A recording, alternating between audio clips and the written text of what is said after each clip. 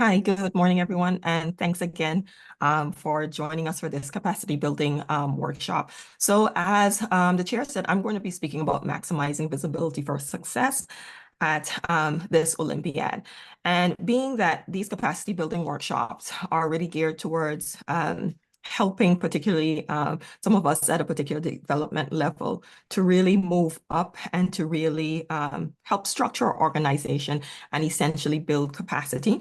In my opinion, public relations and sound visibility is one of the most inexpensive ways we can look at building capacity because it means giving visibility to our federations and also being able to reach out or have other persons see our federations and to see exactly how they can also assist and help us. So I'm going to be covering a few main points, the importance of media visibility, crafting your media strategy, engaging with media, utilizing FIDE platforms, showcasing achievements, managing media relations, monitoring and evaluations, and I'll also be sharing some simple tools that you can use in doing so.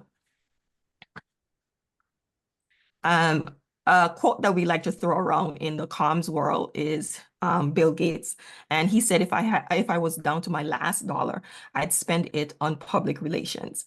And I want you to, throughout this presentation and even after, to just kind of always remember that simple quote because it talks a lot about the dividends that we can get from being able to communicate soundly. Throughout this presentation, I also want you to remember that public relations and marketing, though we're in similar sciences, we're also very different. Marketing, as most of you would know, that's essentially paid. It's essentially paid media, and that means, paying someone to write a story, to do a post, advertising and what's not. And whereas public relations, it's largely earned media. It's developing relationships and nurturing those relationships and really receiving the dividends from those relationships. I want you to consider three things when we look at the importance of media visibility. Publicity and awareness. We want publicity and awareness to increase visibility among chess enthusiasts and our general audiences. The more we're able to share with the public what exactly we're doing in our federations, the fact that we are going to Chess Olympiad and our players will be competing against the best in the world, that's an opportunity to attract persons to your federation and attract persons to the cause of developing chess within your federation. Secondly, we also want to look at sponsorship and support. We might have a number of persons out there that can sponsor and support the federation in different ways, but they also need to see us and to see what we're doing. So that's another reason why it's important to make sure that we are broadcasting and we're sharing and we are providing every opportunity for visibility when we are communicating that we are going to the Chess Olympiad and of course, even after. Team morale. Presenting visibility opportunities is a fantastic way to really build morale of teams. It's a fantastic way to help to build that national pride amongst team members, but also, of course, within your community. Every player would love to see their name, their profile, or their story shared across their community. So, of course, doing these types of things is an excellent way to kind of bring the team together and really gear everyone up to compete in Budapest. Now, let's talk a little bit about crafting your media strategy. Sometimes that can seem like a very big thing, but I am going to just ask you to consider three very simple things. One, to identify key messages. What are the key things you want people to remember about your federation? What are the key things you want persons to remember about being able to compete at this Olympiad in Budapest? For some federations, it might be your first Olympiad. For some federations, it might be, this is the first time you're having a women's team at the Olympiad. So you want to take some time to really just kind of identify key messages that you want persons to hear. It might be about the work that you've done in chess in the schools, and now you have your first women's team. It might be that you've gotten a significant amount of support from FIDE, and now you're able to actually participate in the Olympiad. It might be that as a federation, you are using chess to support young people throughout your community. So consider three key messages, I would say, and to be able to kind of bring everything back whenever we're communicating to those three messages. We also want to identify target media and the target audiences that we are going to be speaking to. I want you to consider taking some time to look in your community, which media outlet you think might be friendly to what you'd like to say. Who is the most popular media outlet or most popular media personality that you can speak to? And just to make sure that that outlet would, of course, be supportive of your cause. So we want to identify those messages that we want to communicate, and we also want to identify the target audience and how we're going to communicate to that target audience. And for many of us at the development level, target audiences also include, say, parents and even government officials to help them understand the work that we are doing. The third part of crafting your media strategy I want you to consider is my favorite.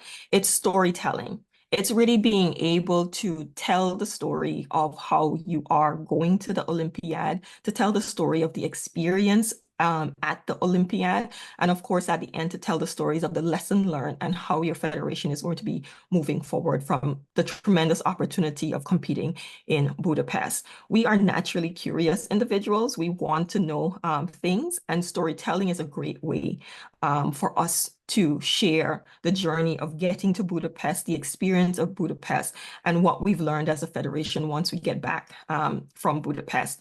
So when we consider like those key messages, even a great story for many of us that are going to be taking our first women's team is exactly how we were able to actually take that team to Budapest, how we were able to identify some of those young ladies. And those stories perhaps started back from 2022 or 2023 when FIDE did the Queen's Gambit Challenge in the region. So we want to be able to take some time, remember those things, and really kind of craft a great and compelling story that we can share with the press and with persons who would be interested in learning about our federations.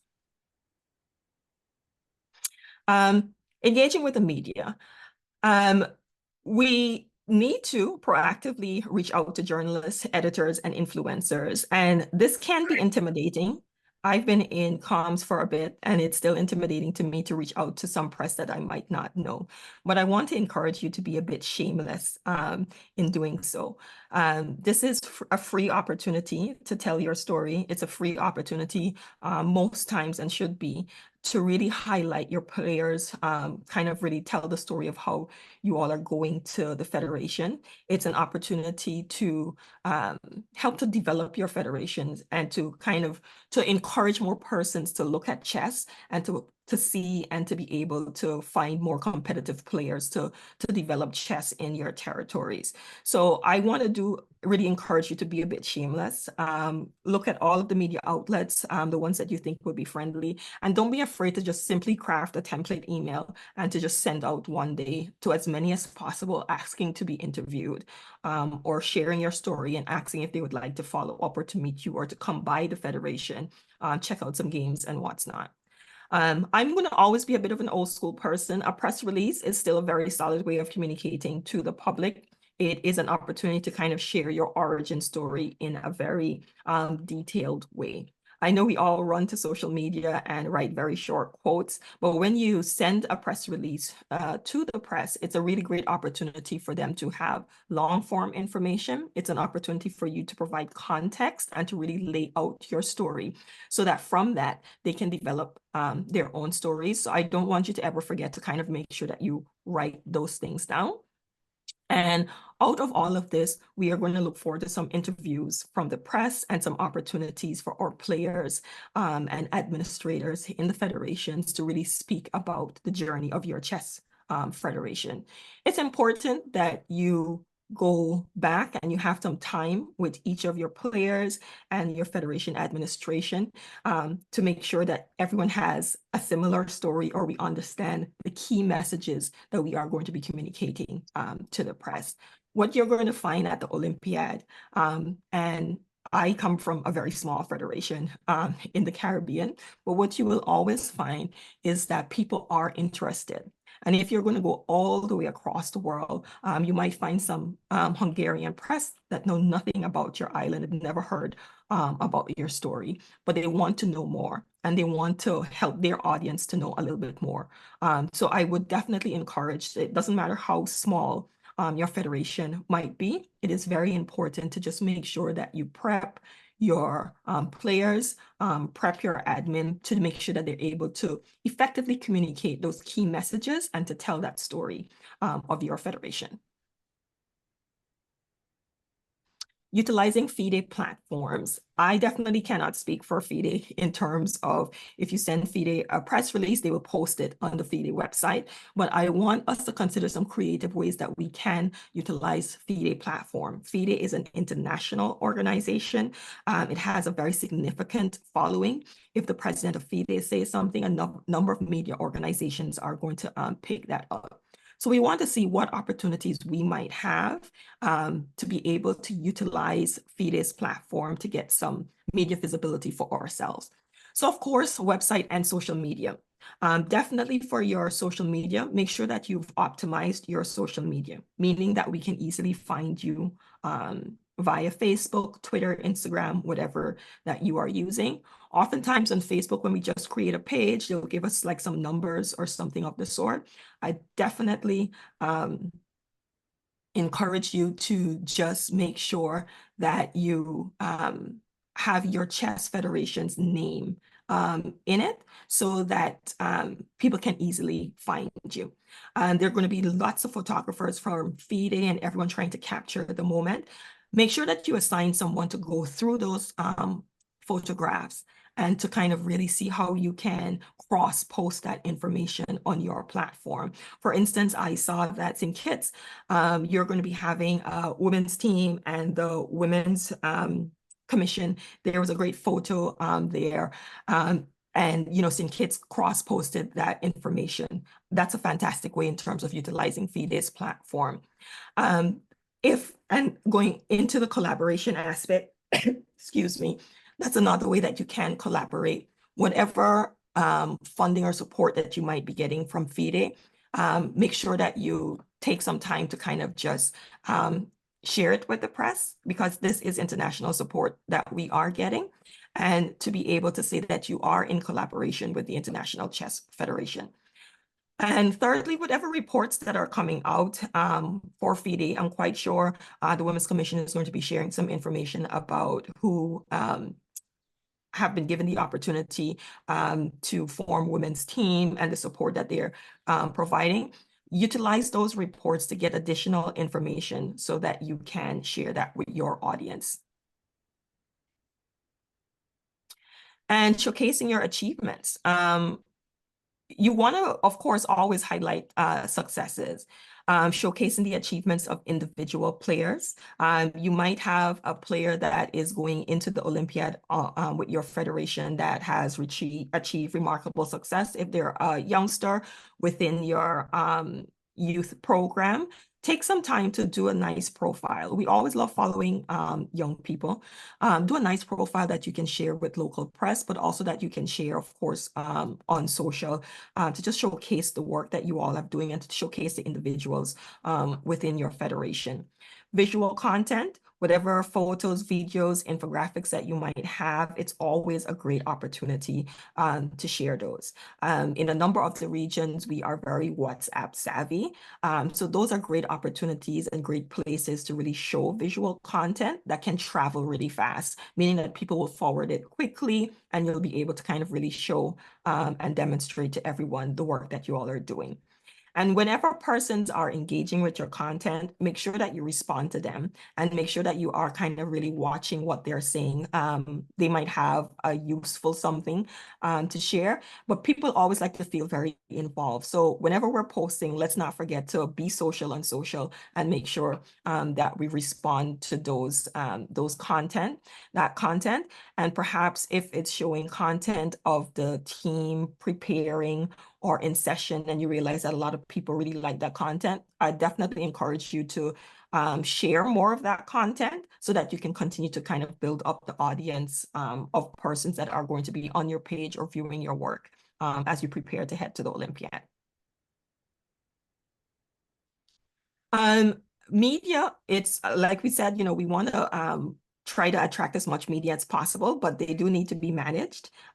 So I would definitely encourage you also to try to build up a rapport. These are individuals that you'd want to have a long-standing relationship with. These are people who you want to be able to understand the context of your federation, to be able to understand the idea of what you are trying to do as a federation in bringing more people to chess. So you want to make sure that you're kind of really building up that relationship and to have a good relationship, responding to calls, and then following up as well. You might send out a press release and you realize that, it was not carried. Pick up the phone, send an email. For the person that's going to be handling the press opportunity here, I definitely encourage you again to just be a bit shameless in it. It is for a good cause that you are doing this for. So don't ever feel shy in terms of just following up with individuals. And thirdly, you might be able to get some good feedback from them in terms of how you're presenting the information to the public, or what would be needed to make it even easier for them to digest the information that you are providing. Monitoring and evaluation, we don't want to do anything that is just kind of just casting it out and not paying attention. So we always want to make sure that when we are doing something, if we didn't achieve the success that we hope, we want to look at exactly why. If we did achieve the success, we want to see how we can replicate it and as often as possible. So I would definitely encourage you to use some tools that will help you to track. Most of us have Facebook pages, and we can go look at the insights on Facebook to see we posted a video on Monday, it didn't get much traction. Let's see what happened if we post that video, if we post a similar video on Wednesday. The times that we're posting, Facebook and a lot of the social platforms that we're using, they really provide great metrics. And I definitely want you to utilize those metrics and to kind of really understand when people are receiving your information, what type of information they're interested in receiving from you, and how you can tweak what you are doing and adjust accordingly to what might be a little bit more helpful in terms of carrying your information. These are some fairly simple tools. I hope most of us are aware of them in terms of how we can track and kind of monitor our visibility on the great internet and even locally. Of course, using social media and some schedulers. A lot of people think that social media is a lot of work. It can be a lot of work, but I'd always encourage you to work a bit smarter. There are tools like Buffer, Hootsuite, and a number of other, and even on Meta have their own scheduling tools. So you can literally give yourself 2 hours or an hour a day, develop very short bios for your team members, and schedule that to be posted in one go over a span of like 2 weeks. You can look at some past things that you've done in preparation to getting to the Olympiad, compile all of that information and just schedule that, and be able to kind of just schedule your content for a month and just leave it alone. I don't want you to have the idea that this can be a very stressful or really intensive thing to do. It can be very simple when you utilize some of these scheduling tools. So I definitely want to encourage you to do that. Templates. Now is a good time, while it's a bit slow, to look at some templates that you want to develop for when you're at the Olympiad. One of the things that we did at the Chennai Olympiad, we had a number of templates to we created a number of templates in Canva. That is a very free option that you can use, and it helps you create very nice and swanky publishing outputs, similar to like this presentation, social media posts, and what's not. Canva is an absolutely fantastic and very free platform that you can use to give you a very nice polished look to share your information. But one of the templates BVI did when we were in Chennai, we created a template of the flags of our competitors and like our flag. So it was a cute little template to show Tuesday, September 15th, IVB versus say USVI or something of the sort. And a lot of persons started following that type of information. And then we shared the link where persons can actually go review the games and so on. So that became a thing that people anticipated coming to our page and seeing exactly who we were playing, and then of course engaging. Now is also a good time to look at some press releases that you want to send out to your local press once you get to the Olympiad. So Team Cuba arrives in Budapest. The first game that you've played, who you played, midway through the tournament, what is it looking like for your team at the end of the tournament, lessons learned. So I would definitely say now, while we're in a bit of a slower period, or for some of us, we're all doing everything. After registration, take some time to really look at those templates that you can develop so that it's easily available so that you can continue to tell the story. I spoke about Canva. Definitely go to canva.com and check it out. It is worth your while. And lastly, Google Alerts.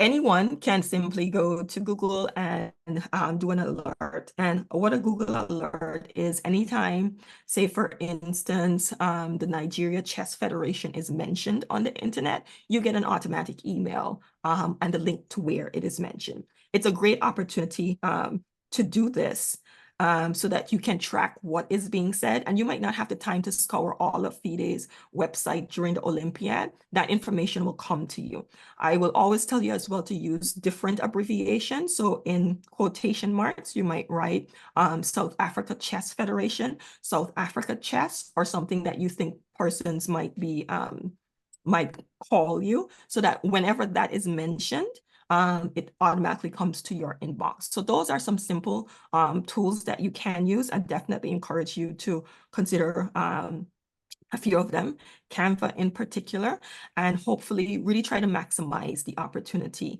that you can get in terms of visibility and notoriety for this Olympiad. Public relations and investing in this way, it really is a fantastic opportunity to pay dividends for the long haul. If I can just have 1 minute, I'll give you a quick case study in reference to BVI. We had our first female player at the Chennai Olympiad in 2022, and we posted one single photo a day of this young lady at her board. And for a very long time, we couldn't get any traction with government, and we couldn't get any traction with particular sectors. But once we posted that photo of that 13-year-old young lady at her board, instantly, literally on the day, literally within an hour of posting that photo, the Minister of Education called, and we finally were able to get an audience. Out of that photo, we were able to now go into a number of additional schools. And we're very proud to say that our first women's team largely comes out of that opportunity of posting that photo, getting the visibility, getting the opportunity, and then really trying to build on that opportunity. So I do want to really encourage you to take some time and to really try to craft those stories and to really prepare yourselves now and even at the Olympiad to kind of share more with your countries about the great work that you are doing and how your team is performing at the Olympiad. Thank you. Thank you very much, Saskia, for sharing your professional experience on the domain. I hope that the whole audience learned as much as I did through hearing you now. And as one of the last words that you used was maximize. Yeah, I think it's really, really great if every federation can, think about how they can maximize the impact of being part of the Olympiad. And maybe Robert will be happy if I copy him by saying, no, it's time for you to make your move. Really, that's following the motto of the Olympiad. The ball is in your camp now, so that you make it a really great experience on the sports side, of course, having the best result possible for your teams, and also about how it impacts your federation in your country when you come back. Maybe